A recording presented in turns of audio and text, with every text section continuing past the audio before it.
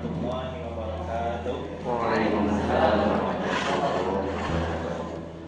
Innal hamdalillah nahmaduhu wa nasta'inuhu wa nastaghfiruh wa na'udzu billahi min shururi anfusina wa min sayyiati a'malina. May yahdihillahu fala mudilla lahu wa may yudlil fala hadiya lahu. Asyhadu an la ilaha illallah wahdahu la syarika lahu wa asyhadu anna Muhammadan abduhu wa rasuluh la nabiyya ba'dah. Amma ba'du. Yang saya hormati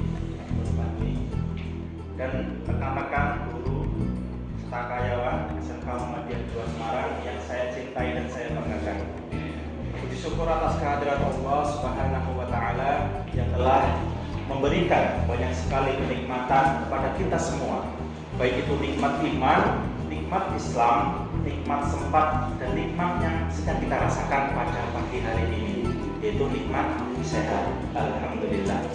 Shalawat dan salam semoga tetap tercurahkan kepada junjungan kita, suri teladan kita, yakni Nabiullah Muhammad Sallallahu Alaihi Wasallam beserta keluarganya, sahabat-sahabatnya, dan para pengikutnya yang insya Allah setia dengan ajarannya hingga yaumil kiamah. Semoga kita semua termasuk orang-orang yang mendapatkan syafaatnya di yaumil kelak nanti. Amin. Bapak Ibu yang semoga dirahmati Allah, ada suatu kisah pada zaman Nabi Musa alaihissalam. Dahulu ada seorang wanita cantik, berbadan ramping, berkulit putih, dan berpakaian serba hitam, yang menandakan bahwa ia termasuk wanita yang benar-benar cantik. Ia sedang melakukan perjalanan yang sangat jauh menuju kediaman rumah Nabi Musa alaihissalam. Singkat cerita, setelah menempuh jarak yang cukup jauh, lalu sampailah ia di rumah Nabi Musa alaihissalam. Kemudian diketukkan pintu 3 kali. Assalamualaikum. Bayangkan saja itu suara panggilan saya tersebut. Kemudian terjawab salam dari dalam, tentunya oleh Nabi Musa alaihissalam. Waalaikumsalam.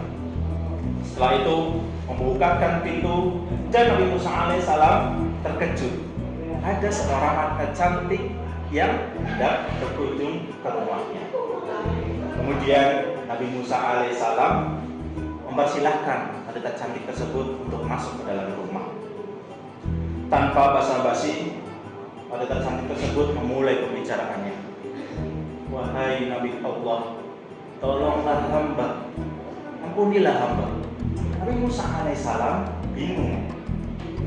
Ada apa gerangan wahai wanita cantik? Kemudian wanita cantik tersebut menjawab, saya takut mengatakannya wahai Nabi. Kemudian Nabi Musa alaihissalam menjawab lagi, katakanlah, jangan ragu-ragu. Lalu wanita cantik tersebut berkata dengan terbantah-bantah, saya telah berzina wahai Nabi. Kemudian Nabi Musa alaihissalam kaget. Setelah itu wanita cantik tersebut melanjutkan pembicaraannya. Di samping perzinahan tersebut, lantas saya hamil. Kemudian setelah anaknya lahir, langsung saya cekik sampai mati. Seketika Nabi Musa alaihissalam berdiri dan marah besar kepada wanita cantik tersebut dan berkata, pergilah kau dari rumahku ini. Saya takut azab Allah akan turun ke rumahku dikarenakan perbuatan kejimu itu. Wanita cantik tersebut menangis sejadi-jadinya sambil meninggalkan kediaman rumah Nabi Musa alaihissalam. Ia bingung harus kemana lagi ia melangkah. Ia bingung harus kemana lagi ia mengadu.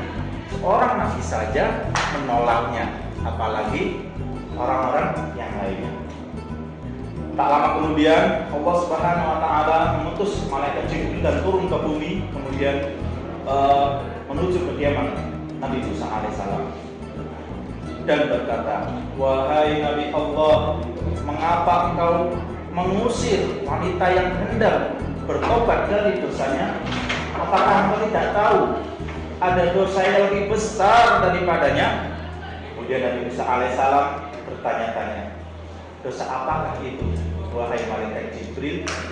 Malaikat Jibril menjawab, orang yang meninggalkan sholat dengan sengaja dosanya lebih besar dibandingkan dengan seorang pelacur yang berbuat zina lantas hamil, kemudian setelah anaknya lahir langsung dibunuh. Ketika Nabi Musa alaihissalam bergegas menemui wanita cantik tersebut dan memohonkan ampun kepada Allah supaya dosa-dosanya diampuni. Bapak Ibu yang semoga dirahmati Allah, apa yang perlu kita petik dari kisah tersebut? Yakni orang yang meninggalkan sholat dengan sengaja dosanya lebih besar dibandingkan dengan seorang pelacur yang berbuat zina lantas hamil, kemudian setelah anaknya lahir langsung dibunuh. Orang-orang penghuni neraka pun menyesal ketika di dunia yang telah dijelaskan dalam Quran Surat Al-Mudaththir ayat 42-43 yang berbunyi, A'udzubillahi minasyaitonirrajim, ma salakakum fi saqar? Apakah yang membuat kamu masuk ke dalam neraka Sakor? Qalu lam nakum minal musholli. Mereka menjawab, dahulu kami di dunia tidak termasuk orang-orang yang melaksanakan sholat. Bapak Ibu yang dirahmati Allah, maka dari itu marilah kita yang masih malas-malasan melaksanakan sholat ataupun yang masih mengulur-ulur waktu sholat untuk selalu meningkatkan kualitas sholat kita untuk tepat waktu, kalau bisa berjamaah. Marilah mengajak keluarga kita yang sudah berkeluarga, anak-anak kita, kemudian teman-teman kita dan orang-orang terdekat kita untuk saling mengajak melaksanakan sholat, dikarenakan perumpamaan tadi, ya, orang yang meninggalkan sholat dengan sengaja dosanya lebih besar dibandingkan dengan seorang pelacur yang berbuat zina lantas hamil, kemudian setelah anaknya lahir langsung dicekik sampai mati.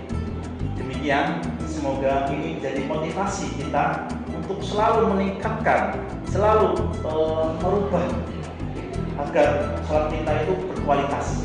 Bukan hanya formalitas saja, tapi berkualitas lillahi ta'ala. Demikian yang dapat kami sampaikan. Wallahu a'lam bishawab. Wassalamualaikum warahmatullahi wabarakatuh.